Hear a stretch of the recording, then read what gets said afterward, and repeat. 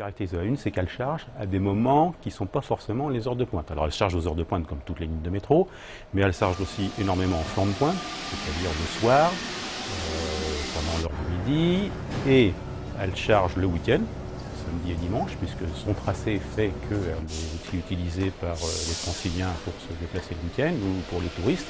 Et pour les touristes, c'est plutôt le mois de juillet et le mois d'août. Ce qui fait qu'on n'a pas de répit sur cette ligne. Elle est tout le temps chargée. C'est un beau challenge pour cette vieille dame, puisque effectivement, c'est la ligne la plus ancienne du réseau de Paris. Donc c'est un vrai challenge pour la RATP et pour le monde du transport, d'une manière générale, d'automatiser cette ligne.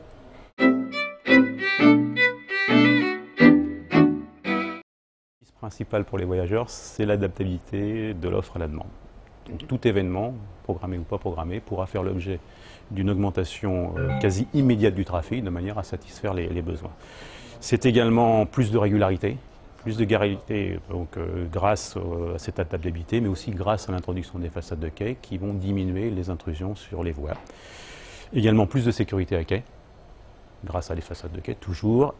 Et enfin, je dirais plus de confort, plus de modernité grâce à l'introduction d'un nouveau matériel roulant plus moderne, plus vivant, plus coloré.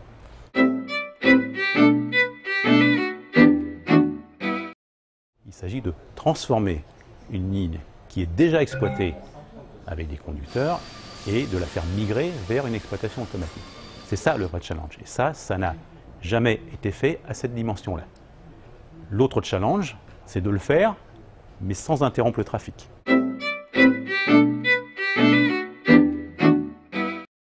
Un jalon majeur a été franchi le 31 mai de cette année, c'est celui-ci. Que vous voyez là, c'est la mise en service du nouveau poste de commande centralisé. Cette ligne de 25 stations est entièrement pilotée, contrôlée depuis ce poste de commande centralisé. Donc, les spécificités de ce poste de commande centralisé, comme vous pouvez le voir, c'est de réguler le trafic tout le long de la ligne. Les trains sont symbolisés par ces petits segments rouges qui avancent. De contrôler l'énergie de traction, l'alimentation, qui est la ligne verte du bas, et de visualiser les stations, notamment les façades de quai, cette visualisation étant nécessaire et indispensable en cas d'incident, puisque ça permet aux superviseurs d'exploitation, que vous voyez au premier rang, de pouvoir être le plus réactif possible et de rétablir l'exploitation dans le temps le plus court. Donc ça a été vraiment un des jalons les plus importants dans le projet d'automatisation.